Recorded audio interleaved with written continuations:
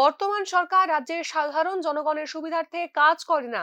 এই সরকার একটি স্বৈরতান্ত্রিক সরকার বলে তুলোধনা করেন ডিওয়াইএফআই এর নেতৃত্বরা। এদিন ডিওয়াইএফআই রাজ্য সম্পাদক নবারুণ দেব জানান, রাজ্যের বিভিন্ন দপ্তরে শূন্যপদ থাকা সত্ত্বেও চাকরি প্রার্থীদের নিয়োগ করছেন না রাজ্য সরকার। বেহাল অবস্থায় পরিণত হয়েছে শিক্ষা ও স্বাস্থ্য পরিষেবা। সরকারি দপ্তরে বেসরকারি নিয়োগ বন্ধ করা, নেশা কারবারিদের বিরুদ্ধে ও নেশা সাম্রাজ্যের অবসান করতে কঠোর ব্যবস্থা গ্রহণ করা, এই সমস্ত দাবি নিয়ে মঙ্গলবার 2 সপ্তাহব্যাপী আন্দোলনের ঘোষণা দিলেন ভারতীয় গণতান্ত্রিক যুব ফেডারেশন এক সাংবাদিক সম্মেলনের মাধ্যমে। মূলত এই সময় আমরা কাজের দাবিতে নেশার বিরুদ্ধে গোটা রাজ্যে আজ থেকে আগামী 2 সপ্তাহব্যাপী টানা নানা ধরনের মিছিল, সভা, জমায়েত, ডেপুটেশন, গণডেপুটেশন, প্রতিনিধিমূলক ডেপুটেশন, এই ধরনের নানা কর্মসূচি নিয়ে আমরা রাস্তায় নামছি এবং তা আজ কৈলাস শহরের কর্মসূচির মধ্য দিয়ে শুরু হবে এবং টানা 2 সপ্তাহব্যাপী গোটা রাজ্যে এই কর্মসূচি চলবে।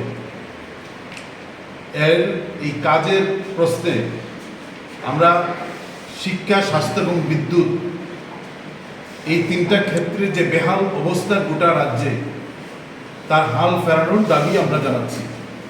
এবং ভয়ঙ্কর অবস্থা নেশায়, কাজ না দিয়ে নেশাগ্রস্ত করার এই বিষয়ে আমাদের রাজ্য সভাপতি আপনাদের সামনে বলবেন।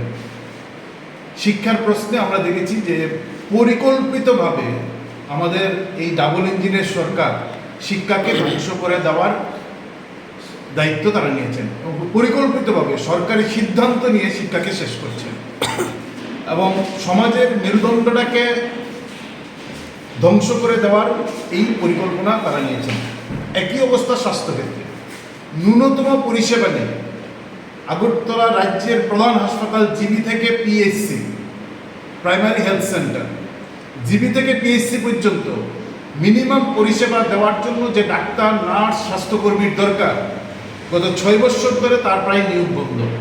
এবং এই নিয়োগ বন্ধ করে দিয়ে সরকারি স্বাস্থ্য পরিকাঠামোর ধ্বজা উড়িয়ে বেসরকারি স্বাস্থ্য পরিষেবার টাকা রোজগারের সুযোগ এই রাজ্য সরকার করে দিচ্ছেন এবং আমাদের রাজ্যের মানুষের জীবন নিয়ে তারা এই চিনিমিনি খেলা শুরু করেছেন।